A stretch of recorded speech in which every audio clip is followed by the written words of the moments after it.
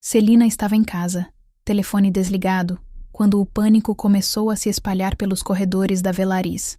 Às 11h40 daquela sexta-feira, Patrícia Homer tentou acessar o sistema Cefir, a plataforma de auditoria que sustentava toda a operação financeira da multinacional, e encontrou uma mensagem vermelha piscando na tela. Acesso negado. Contate o administrador do sistema. O problema é que o administrador do sistema era exatamente a pessoa que eles tinham rebaixado 3 dias antes. A pessoa que agora não atendia telefone. A pessoa que tinha saído do escritório na quinta noite, carregando uma pasta debaixo do braço, e nunca mais voltou. E foi só nesse momento que a diretoria entendeu. Eles tinham cometido um erro silencioso, estratégico e irreversível. Se você ainda não deixou seu like neste vídeo, deixa agora. Se inscreve no canal e ativa o sininho, porque essa história tem reviravoltas que você não vai querer perder. E fica até o final, porque a verdadeira vingança corporativa não acontece gritando. Acontece no silêncio de uma sala de reunião, quando quem subestimou percebe tarde demais o que acabou de perder. O cursor piscava na tela do computador de Celina havia exatos 27 segundos, quando ela finalmente entendeu o que estava acontecendo. Não foi a reunião. Não foi um discurso. Foi um e-mail de 2 linhas enviado por Patrícia Homer, diretora de RH, às 16h47 de uma sexta-feira. Celina, preciso de você na sala 3B em 10 minutos. Traga sua identificação corporativa. Nenhum contexto. Nenhuma explicação. Apenas aquele tom burocrático, frio, que ela já tinha visto ser usado com outras pessoas antes. Sempre pessoas que saíam da empresa carregando caixas de papelão no dia seguinte. Ela salvou o relatório que estava editando, travou a tela e caminhou pelos corredores da Velaris Corp, sentindo o estômago revirar. 10 minutos. Nem 15. Como se quisessem evitar que ela tivesse tempo de pensar, de se preparar, de entender. Ao abrir a porta da sala 3B, encontrou 3 pessoas esperando. Patrícia, com aquele sorriso profissional que não chegava aos olhos. Ricardo Landau, o CFO, de braços cruzados, encostado na parede como quem assiste a algo inevitável. E uma mulher que ela nunca tinha visto antes, sentada confortavelmente na cadeira ao lado da mesa, sorrindo como se já conhecesse o desfecho daquela conversa. A reunião durou 11 minutos. 11 minutos para desmantelar 5 anos de carreira. Patrícia conduziu tudo com a eficiência mecânica de quem já repetiu aquele roteiro dezenas de vezes. A empresa estava passando por uma reestruturação estratégica, funções estavam sendo realinhadas, e o perfil de Celina, embora valioso, não correspondia mais à nova fase que a Velaris estava entrando. A palavra demissão nunca foi dita. Em vez disso, usaram realocação. Celina seria movida para um cargo de analista sênior de suporte, tecnicamente ainda dentro da empresa, mas todo mundo que já trabalhou em corporação sabe o que isso significa. Um degrau abaixo, uma mesa esquecida, um nome riscado do organograma. E então veio o golpe mais cruel. Ricardo, que até aquele momento não tinha dito uma palavra, finalmente abriu a boca. Ah, e Celina. Essa é a Bruna Seixas. Ela vai assumir a coordenação de compliance financeiro a partir de segunda. Você vai treiná-la durante a próxima semana, ok? Só para garantir uma transição suave. Questão de profissionalismo. Ele disse isso olhando para o celular, como quem pede um café. Bruna estendeu a mão sorrindo. Celina apertou, sentindo a sala girar ao redor dela. Celina Tavares tinha 34 anos e 5 anos de casa quando tudo desmoronou naquela sexta-feira de outubro. Ela não era uma executiva de alto escalão. Não participava de jantares com investidores, nem tinha motorista particular esperando na garagem. Era coordenadora de compliance financeiro. Um cargo técnico, invisível para quem vê organogramas de longe, mas essencial para quem entende como uma multinacional farmacêutica do porte da Velaris realmente funciona. Ela cuidava da conciliação bancária, dos relatórios trimestrais enviados para a SEC, da auditoria interna, dos protocolos de transparência exigidos por reguladores internacionais. Era ela quem garantia que os números batiam, que as aprovações seguiam a hierarquia certa, que nenhum dado era alterado depois de validado. Tinha implementado pessoalmente o sistema Cefir 5 anos antes, uma plataforma robusta de auditoria financeira que conectava todas as filiais da Velaris ao redor do mundo. Enquanto outros coordenadores chegavam às 9 e saíam às 6, Celina frequentemente ficava até às 10 da noite revisando relatórios, cruzando dados, verificando inconsistências. Ela não fazia isso por reconhecimento. Fazia porque acreditava que o trabalho dela importava. Mas 6 meses antes daquela reunião na sala 3B, Celina cometeu um erro que selaria seu destino. Ela questionou algo que não deveria. Durante a revisão do relatório trimestral de Q2, notou 3 alterações feitas após a aprovação inicial. Pequenas modificações em projeções de receita que inflavam os números apresentados ao Conselho Internacional. Modificações que, tecnicamente, violavam o protocolo interno de compliance. Ela levantou a questão diretamente com Ricardo Landau, o CFO, numa reunião a portas fechadas. Ricardo ouviu em silêncio, com aquele sorriso confiante de quem controla a narrativa, e respondeu que eram ajustes estratégicos autorizados pelo board. Celina pediu a documentação que autorizava os ajustes. Ele disse que enviaria. Nunca enviou. 2 semanas depois, Patrícia a chamou para uma conversa informal sobre adequação cultural e alinhamento de perfil. 1 mês depois, rumores começaram a circular. Celina era difícil de trabalhar. Criava problemas desnecessários. Não entendia a visão de negócio. E agora, ali estava ela, sendo substituída por alguém que mal conhecia a empresa, mas que tinha o sorriso certo, e não fazia perguntas inconvenientes. Na segunda-feira seguinte, Celina chegou ao escritório às 8 da manhã e encontrou sua mesa vazia. Não literalmente vazia. Suas canetas estavam lá, o mouse, o teclado, mas vazia no sentido que importa dentro de uma corporação, sem placa com seu nome, sem a luminária que ela havia comprado com o próprio dinheiro, sem os post-its coloridos que usava para organizar prazos. A mesa tinha sido movida. Antes, ficava na área central do departamento financeiro, ao lado das janelas que davam para a Avenida Paulista. Agora estava encostada no fundo da sala, entre o arquivo morto e a impressora quebrada que ninguém nunca consertou. Quando ela ligou o computador, a primeira coisa que viu foi uma notificação automática do sistema. Suas permissões de acesso foram atualizadas. Você agora possui nível de acesso. Somente leitura. Ela clicou no sistema Cefir, a plataforma que ela mesma havia implementado, configurado, alimentado durante 5 anos, e viu a mensagem vermelha piscando na tela. Usuário sem permissão para a edição de relatórios. Seu nome havia sido removido da lista de aprovadores. Sua assinatura digital apagada. Enquanto isso, do outro lado da sala, Bruna Seixas estava sentada na antiga cadeira de Celina, ajustando a altura, testando o apoio de braços, sorrindo para Patrícia que passou para cumprimentá-la. Celina não chorou, não gritou, não mandou um e-mail emocional para a diretoria reclamando da injustiça. Ela simplesmente levantou, caminhou até a mesa de Bruna e disse, com a voz mais profissional que conseguiu encontrar: "Bom dia, Bruna. Vamos começar o treinamento?" Bruna olhou para ela com um misto de alívio e gratidão, como se Celina estivesse fazendo um favor pessoal e não cumprindo uma ordem humilhante, disfarçada de cortesia corporativa.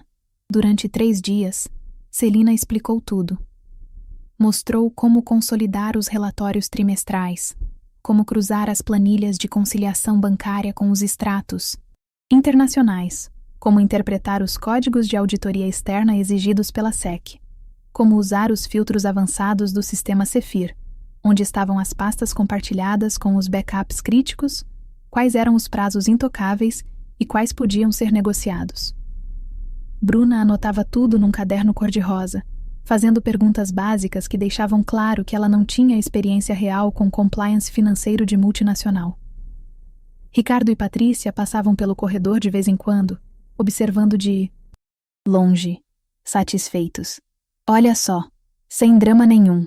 Profissional até o último dia. Celina ouviu Ricardo comentar com alguém ao telefone enquanto esperava o elevador. Mas havia uma coisa que Celina não mencionou durante o treinamento. Nem no primeiro dia, nem no segundo, nem no terceiro. Uma coisa que ela nunca documentou oficialmente. Nunca incluiu nos manuais internos. Nunca ensinou para ninguém da equipe. 5 anos atrás, quando implementou o sistema Cefir na Velaris, Celina configurou um módulo oculto de auditoria reversa, um protocolo de segurança embutido no código-fonte que registrava automaticamente todas as alterações feitas em relatórios financeiros após a aprovação inicial. Cada edição ficava gravada. Quem fez, quando fez, qual dado foi modificado, de qual IP, em qual máquina. A funcionalidade foi criada como uma camada extra de proteção contra fraudes internas, algo que poderia ser acionado caso a empresa precisasse investigar manipulações de dados. Mas Celina nunca formalizou sua existência. Não estava no manual, não estava na documentação técnica, estava apenas lá, funcionando silenciosamente, registrando tudo, acessível apenas através de um comando específico que somente ela conhecia. E nos últimos 6 meses, esse módulo havia capturado algo extremamente delicado: 3 edições não autorizadas em relatórios trimestrais, todas feitas pelo próprio Ricardo Landau, sempre às vésperas de apresentações ao Conselho Internacional, sempre inflando projeções de receita em valores que pareciam pequenos isoladamente, mas que somados representavam milhões de dólares em expectativas fabricadas. Celina tinha guardado esses logs, não por vingança, não por oportunismo, mas porque sabia que um dia aquilo poderia ser necessário. Ela arquivou tudo numa pasta criptografada no próprio sistema Cefir, protegida por senha que só ela conhecia, e esperou. Esperou para ver se Ricardo corrigiria os números. Esperou para ver se alguém da auditoria externa notaria. Esperou para ver se a empresa faria a coisa certa. Mas nada aconteceu. Os relatórios adulterados foram apresentados, aprovados, enviados para os investidores, publicados nos portais de transparência corporativa. E então, quando Celina levantou a questão diretamente com Ricardo, em vez de investigação, ela recebeu retaliação. Em vez de transparência, recebeu um rebaixamento travestido de reestruturação. E foi aí que ela entendeu. A empresa não estava interessada em fazer a coisa certa. Estava interessada em proteger quem tinha poder. Na quarta-feira à noite, depois de encerrar o 3º dia de treinamento com Bruna, que saiu do escritório confiante, achando que já sabia tudo, Celina voltou para casa, ligou o notebook pessoal, abriu uma conta de e-mail anônima e começou a digitar. O e-mail não foi enviado para a diretoria da Velaris. Não foi enviado para Patrícia, nem para Ricardo, nem para o jurídico interno. Foi enviado diretamente para James Hargrave, auditor externo independente da firma, Kessler & Boyd, responsável pela certificação anual das demonstrações financeiras da Velaris. Cópia oculta foi enviada para o Comitê de Ética Corporativa do Grupo Internacional sediado em Zurique e para a SEC, a Securities and Exchange Commission dos Estados Unidos, órgão que regulava as operações financeiras de multinacionais listadas em bolsa americana. O assunto do e-mail era técnico, quase burocrático. Inconsistências críticas detectadas nos relatórios Q2 e Q3 2024. Documentação anexada. Conforme protocolo ISO 37001. O corpo da mensagem tinha apenas 8 linhas. Nenhuma acusação direta. Nenhuma emoção. Apenas linguagem de compliance, fria e cirúrgica, levantando questões que merecem revisão independente, dado o compromisso da Velaris com a transparência financeira e a conformidade regulatória. Mas os anexos diziam tudo. 47 páginas de logs extraídos do módulo de auditoria reversa do sistema Cefir, prints com data, hora, endereço IP e nome de usuário. Ricardo. Landau. Comparação linha por linha entre as versões originais dos relatórios e as versões editadas que foram apresentadas ao Conselho, e uma cópia da própria política interna de compliance assinada digitalmente pelo CFO 3 anos antes, onde constava expressamente: qualquer alteração em relatórios aprovados deve ser documentada e validada por no mínimo 2 membros do comitê de auditoria. O e-mail foi enviado às 23h17 de quarta-feira. Na quinta-feira de manhã, às 8h42, James Hargrave encaminhou o conteúdo para o sócio sênior da Kessler & Boyd, com a marcação urgente revisão imediata necessária. Às 10h15, o sócio sênior ligou para o presidente do conselho da Velaris. Às 11h03, o presidente do conselho ligou para o diretor jurídico. Às 11h40, o diretor jurídico tentou acessar o sistema Zephyr para verificar os logs mencionados no e-mail e descobriu que não tinha permissão. Tentou contatar o departamento de TI. O gerente de TI explicou que o módulo de auditoria reversa tinha uma camada de acesso restrita, configurada pela pessoa que implementou o sistema anos atrás. Quem implementou? Perguntou o diretor jurídico. Celina Tavares, respondeu o gerente. Silêncio do outro lado da linha. Então a pergunta inevitável. Alguém mais tem acesso a esse módulo? A resposta veio seca. Não, senhor. Apenas ela. E foi nesse momento que o pânico começou a se espalhar pelos corredores da Velaris, como um incêndio silencioso. Na sexta-feira de manhã, a Velaris Corp entrou, oficialmente em modo de crise. Às 9h23, por determinação da Kessler & Boyd, o acesso ao sistema Zephyr foi bloqueado para todos os usuários enquanto a auditoria externa iniciava uma revisão emergencial. Às 10h05, Ricardo Landau foi convocado para uma reunião de emergência com o conselho. Não no escritório dele, mas numa sala de videoconferência com os membros internacionais conectados de Zurique, Boston e Tóquio. Às 11h40, Patrícia Omer tentou desesperadamente acessar os backups dos relatórios, questionados, mas descobriu que os arquivos estavam protegidos por senha. Ela ligou para Bruna Seixas, a nova coordenadora, e perguntou, tentando manter a calma. Bruna, você sabe onde Celina guardava os backups dos relatórios trimestrais? Bruna, do outro lado da linha, gaguejou. Ela me mostrou as pastas compartilhadas, mas não mencionou nada sobre backups protegidos. Achei que estava tudo acessível. Patrícia sentiu o estômago afundar. E o módulo de auditoria reversa? Ela te ensinou como acessar. Silêncio. Então, a voz de Bruna, agora visivelmente nervosa. Que módulo? Ela não falou nada sobre isso. Patrícia desligou o telefone e olhou para a tela do computador, onde a mensagem de erro do sistema Zephyr piscava. Acesso negado. Contate o administrador do sistema. O administrador do sistema era Celina. Patrícia pegou o telefone e discou o ramal de Celina. Caixa postal. Ligou para o celular corporativo dela. Desligado. Enviou um e-mail. Celina, precisamos urgentemente esclarecer alguns pontos técnicos sobre o sistema Zephyr. Por favor, entre em contato assim que possível. Resposta automática. Fora do escritório. Retorno em data a definir. Patrícia sentiu o sangue gelar. Ela saiu da sala, atravessou o corredor até o fundo do departamento financeiro, onde ficava a nova mesa de Celina. A mesa sem janela, sem placa, encostada no arquivo morto. Vazia.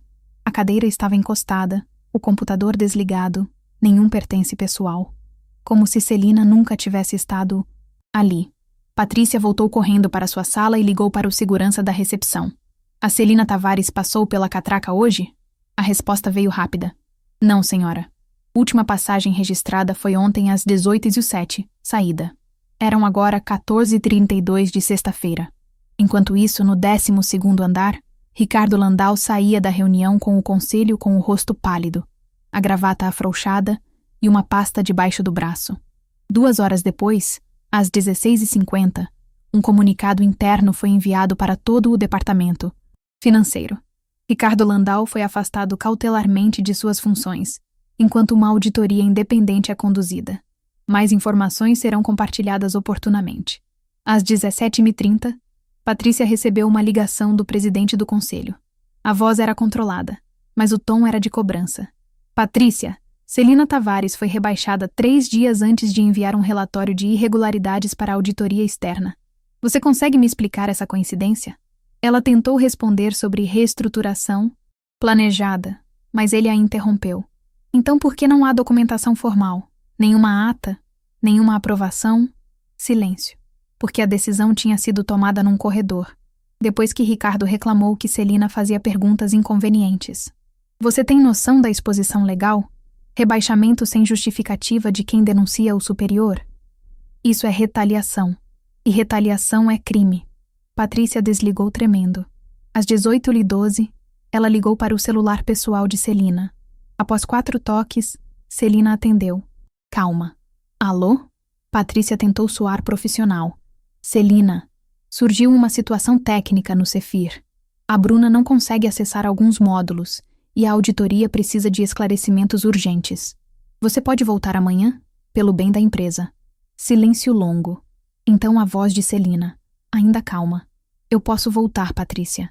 Mas agora não sou mais analista de suporte. Se vocês precisam de consultoria técnica especializada em auditoria reversa, meu valor hora como consultora externa é outro. Bem outro. Na segunda-feira seguinte, Celina retornou a Velaris. Não como analista, não como coordenadora, como auditora independente contratada emergencialmente pelo Conselho Internacional. Salário 3 vezes maior, contrato de 6 meses, acesso irrestrito a todos os sistemas. Bruna foi realocada para outra área. Ricardo estava suspenso, aguardando investigação formal. Patrícia evitava cruzar com ela nos corredores. Quando Celina entrou na sala de reuniões do 10º andar, aquela com vista para Zauaçá, Paulista, com cadeiras de couro e mesa de vidro onde decisões milionárias eram tomadas, encontrou James Hargrave, o auditor externo, e 2 membros do conselho aguardando. Precisamos de acesso completo ao módulo de auditoria reversa, disse Hargrave. Celina abriu o notebook, digitou o comando que só ela conhecia e a tela se encheu de dados. Linhas e linhas de registros. Meses de edições não autorizadas. Ela girou a tela para que todos vissem. O silêncio na sala foi absoluto. Naquela noite, já em casa, Celina abriu o e-mail corporativo, agora restaurado com permissões completas, e encontrou uma mensagem nova. Remetente desconhecido. Assunto. Você não viu tudo ainda. Anexo. Um arquivo criptografado chamado Landau Offshore 2019-2024 pro zip. Ela olhou para a tela por um longo momento. Depois, pela primeira vez em semanas, sorriu, porque ela sabia que aquilo estava longe de terminar. E dessa vez, ela não estava mais sozinha. Se você gostou dessa história, deixe seu like, compartilhe e se inscreva no canal. Comente aqui embaixo de qual cidade você está assistindo.